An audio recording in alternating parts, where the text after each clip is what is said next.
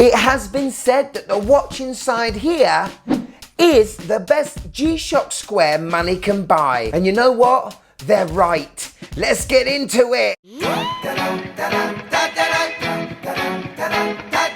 Yes, and welcome to the Mad Watch Collector Show. Very excited to show you this watch today because it's still a little bit under the radar. Only G-SHOCK boffins know about it really. But if you like the history, the aesthetics and the way it fits on your wrist, I have got a G-SHOCK square for you today. I highly recommend you get. And I could probably almost guarantee it's better than the one that's on your wrist right now. Why is it better? Well, there are three big reasons why this G-SHOCK square is better than your one. Let's take a look at this puppy. Are you premium G-SHOCK ready? Let's go.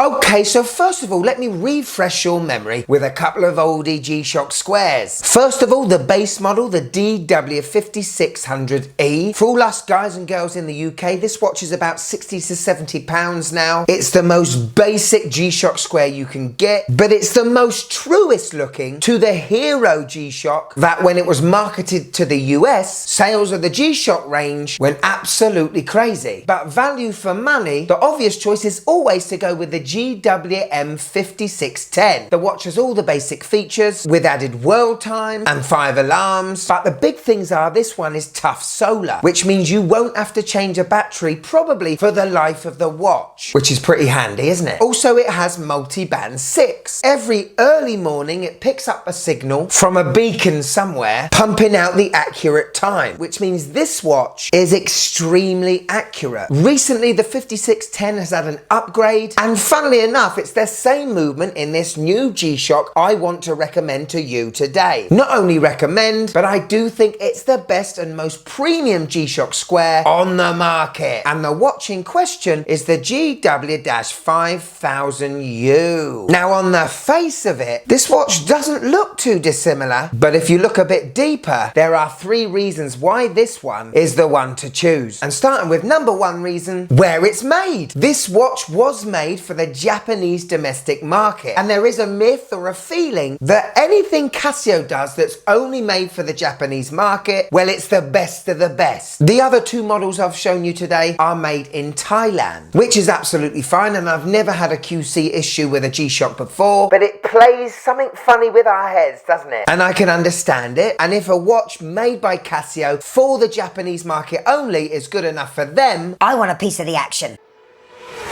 Number 2 is construction. Now, only if you are a G-SHOCK boff will you know that when the first G-SHOCKs came out, they didn't have these case backs. You know, the 4 screws in either corner. Most G-SHOCKs today are made of plastic. But the first G-SHOCKs had a stainless steel core with a stainless steel screw down case back. And in my head, this would make a G-SHOCK tougher. Obviously, they went the resin route because it's easier to produce and, let's face it, cheaper. But the huge reason why the 5000U is so good, it has a stainless steel core. Not only that, it has a screw down case back. And in my head again, obviously this makes the water resistance even better. The stainless steel goes right through to the lugs as well, again adding to the toughness. What we have here is a DLC, which is a diamond-like coating, tough as nails. And for anyone that doesn't like G-SHOCKs because they're so light, it adds a good 20 to 25 grams on top. And you can really feel the difference with this premium one. Whenever I feel something weightier, my brain says this is a bit more expensive. Yeah, but this is a huge reason why I think this is the best G-SHOCK square you can get. It's extra tough and it's substantially heavier. Still light enough to be your beater, but it has a premium weight. Could you just click that like button, please? It really helps the channel.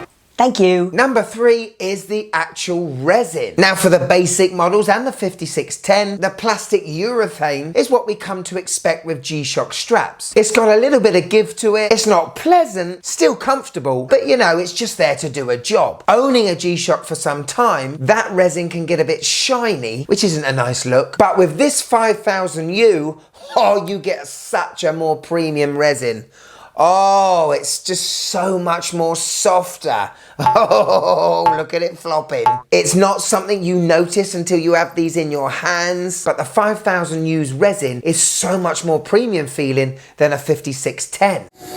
Now, I still see this premium G-SHOCK Square as a watch for what it was intended for. A blooming good beater. I'll wear it to work. I won't mind dropping it or throwing it around, giving it a good kick in. It's not the same as my full metal square, because I call this the Paradox G-SHOCK. You know, a watch built for toughness, but it'll never get any shocks because it's too pretty. Whereas the 5000U is the 2023 G-SHOCK Square of 1983. Paradox G-SHOCK. Still love it though.